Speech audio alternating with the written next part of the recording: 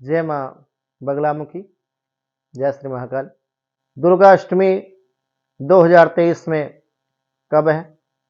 Note कर लें सही डेट, पूजा की विधि, शुभ मुहूर्त और पूजन की सामग्री की लिस्ट।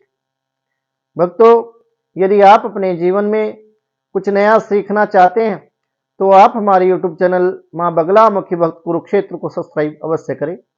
मैं आचार्य प्रदीप भारद्वाज अपने YouTube चैनल में आपका हार्दिक स्वागत करता हूं, हार्दिक अभिनंदन करता हूं। मैं आशा करता हूं कि आप सभी स्वस्थ होंगे, मस्त होंगे। माँ बगलामुखी कृपा सदा सदैव के लिए आप पर बनी रहे, ऐसी मैं माँ बगलामुखी से कामना करता हूं। भक्तों, आज इस एपिसोड के माध्यम से मैं आपको जानकारी दूंगा कि 2023 में आश्विन माह के शुक्ल पक्ष की जो अष्टमी होती है वह कब है, और दुर्गा अष्टमी का पुण्य पवित्र पर्व कैसे आप मनाएं और कैसे मां जगदम्बा की विधिवत पूजा करें। पूजा का शुभ मुहूर्त क्या होगा, क्या आपको सामग्री चाहिए दुर्गा पूजा के लिए, संपूर्ण जानकारी आपको मेरे द्वारा एपिसोड के माध्यम से प्राप्त होगी। वीडियो को बिना स्किप किए आप पूरा अवश्य देखिए। हिंदू पंचांग के अनुसार आश्विन माह के शुक्ल पक्ष की जो प्रतिपदा तिथि होती है उसी से हर वर्ष नवरात्र की शुरुआत हो जाती है, और नवरात्र अपनी क्षेत्र परंपरा के अनुसार किसी के यहाँ पर अष्टमी को नवरात्र का पारायण होता है, और क्षेत्र परंपरा और कुल परंपरा के अनुसार किसी किसी के यहाँ महानवमी के दिन नवरात्र का व्रत का पारायण किया जाता है। नवरात्र की जो दुर्गाष्टमी होती है वह बहुत खास और विशेष महत्व उसका हमारे धार्मिक शास्त्रों में बताया गया है। दुर्गाष्टमी के दिन मां दुर्गा की पूजा के साथ साथ नवरात्र का समापन भी हो जाता है। इस वर्ष जो दुर्गाष्टमी है वह 22 अक्टूबर 2023 को बड़ी धूमधाम से मनाई जाएगी। दुर्गाष्टमी पर विधि विधान से मां दुर्गा की पूजा अर्चना करने से भक्तों के सभी मनोरथ पूर्ण हो जाते हैं, ऐसा हमारे धार्मिक शास्त्रों में बताया गया है।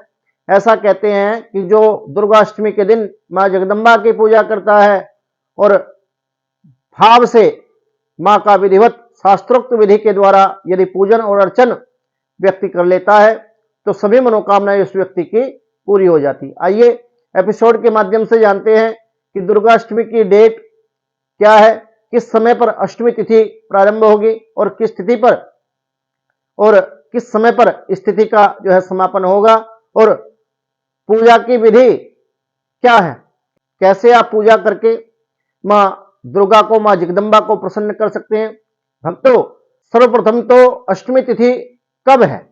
ज्योतिष पंचांग के अनुसार जो मुहूर्त बताया गया है वह अष्टमी तिथि 21 अक्टूबर 2023 को रात्रि 9:53 पर प्रारंभ होगी, और अष्टमी तिथि का जो समापन है वह 22 अक्टूबर 2023 को शाम के समय 19:58 लगभग 7:58 पर अष्टमी तिथि जो है समाप्त हो जाएगी। तो इसलिए दुर्गाष्टमी का जो पुण्य पवित्र पर्व है वह 22 अक्टूबर 2023 को मनाया जाएगा।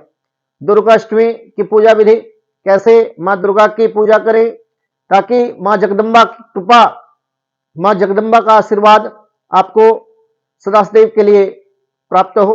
भक्तों, दुर्गाष्टमी के दिन आपको विशेष रूप से ब्रह्म मुहूर्त में उठकर प्रथम स्नान आदि करके अपने पूजा के स्थान पर गंगा जल का छींटा लगाना चाहिए।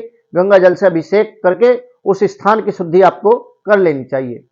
घर के मंदिर में आपको भगवती जगदम्बा के सामने घी का दीपक प्रज्वलित अवश्य कर लेना चाहिए। सेकंड नंबर पर मां दुर्गा की जो प्रतिमा है उसका गंगा जल से आपको अभिषेक करने से शुभ फलों की आपके जीवन में प्राप्ति होगी तथा भगवती जगदम्बा की कृपा सदा सदैव के लिए आपके ऊपर बनी रहेगी। धूप दीप जलाकर मां दुर्गा की पूजा करें और दुर्गा चालीसा का यथासंभव आप पाठ करें, या फिर भगवती दुर्गा के जो 32 नामावली है, दुर्गा दुर्गति समनी दुर्गपद्मी निवारणी, इस स्तोत्र का आप 32 पाठ दुर्गाष्टमी के दिन विशेष रूप से करें।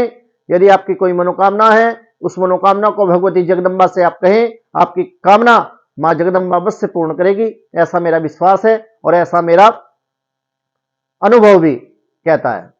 भक्तों, मां जगदम्बा को आप भोग लगाएं, परंतु भोग लगाते हुए आपको विशेष रूप से एक बात का विशेष ध्यान रखना होगा कि जगदम्बा को आप जो भी भोग लगाएं वह सात्विक भोग हो।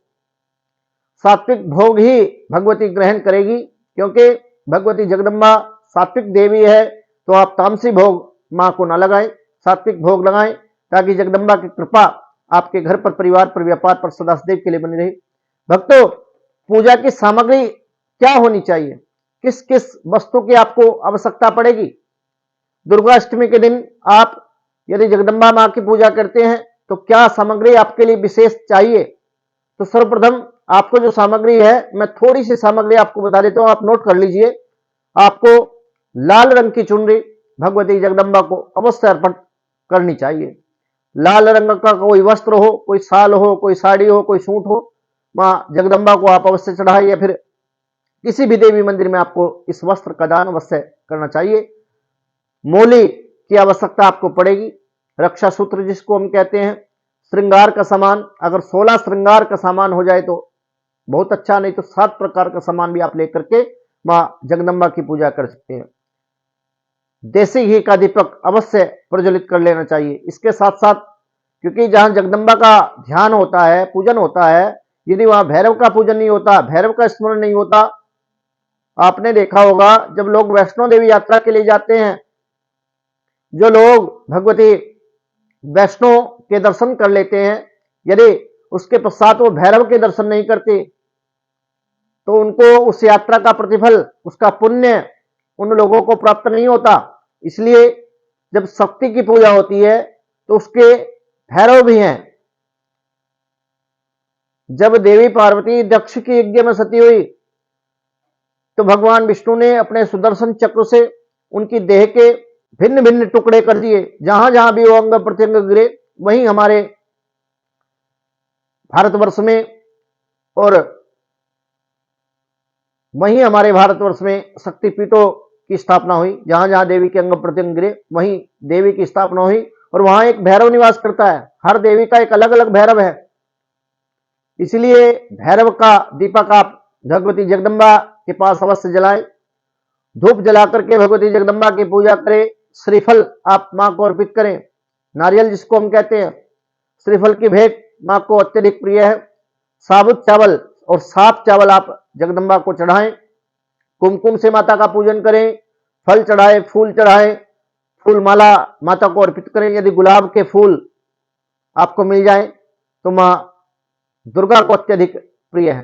देवी मां की प्रतिमा या फोटो, पान के पत्ते, सुपारी, लौंग और इलायची, मिश्री और पंचमेवा का भोग मां जगदम्बा को आप अवश्य लगाएं। कर्पूर से मां की आरती करें, नीराजनम करें।